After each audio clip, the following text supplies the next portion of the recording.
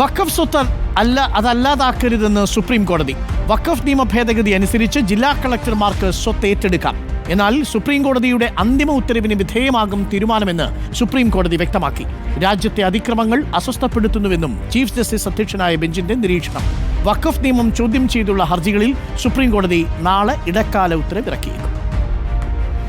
വഖഫ് നിയമം വഴിയോ കോടതി ഉത്തരവ് വഴിയോ വഖഫായ സ്വത്തുക്കൾ അതല്ലാതാക്കരുതെന്നാണ് സുപ്രീം കോടതിയുടെ വാക്കാലുള്ള നിർദ്ദേശം. സ്വത്ത് വഖഫാണോ എന്ന് ജില്ലാ കളക്ടർമാർക്ക് തീരുമാനമെടുക്കാം. എന്നാൽ ജില്ലാ കളക്ടർമാരുടെ നടപടി സുപ്രീം കോടതിയുടെ അന്തിമ ഉത്തരവിന് വിധേയമായിരിക്കും. വഖഫ് ബോർഡുകളിൽ എക്സ് ഒഫീഷ്യോ അംഗങ്ങളായി അമുസ്ലിങ്ങളെ നിയമിക്കാം. എന്നാൽ മറ്റംഗങ്ങൾ മുസ്ലിങ്ങൾ തന്നെയായിരിക്കണമെന്നുമാണ് സുപ്രീം കോടതിയുടെ വാക്കാലുള്ള നിർദ്ദേശം. മതത്തിന്റെ പേരിൽ രാജ്യത്ത് നടക്കുന്ന അതിക്രമങ്ങൾ അസ്വസ്ഥപ്പെടുത്തുന്നുവെന്നുകൂടി നിരീക്ഷിച്ചാണ് സുപ്രീം കോടതിയുടെ നടപടി. വഖഫ് സ്വത്തിന്റെ സ്വഭാവം ജില്ലാ കളക്ടർമാർ തീരുമാനിക്കുന്നത് ശരിയാണോ എന്നായിരുന്നു കേന്ദ്ര സർക്കാരിനോട് സുപ്രീം കോടതിയുടെ പ്രധാന ചോദ്യം. സ്വത്ത് വഖഫല്ലെന്ന് ജില്ലാ കളക്ടർമാർ തീരുമാനിച്ചാൽ എങ്ങനെ സുതാര്യമായ തീരുമാനമാകും? സുപ്രീം കോടതിയുടെ വിധിന്യായത്തെ നിയമനിർമ്മാണ സഭയ്ക്ക് എങ്ങനെ ഉത്തരവിലൂടെ മറികടക്കാനാകും?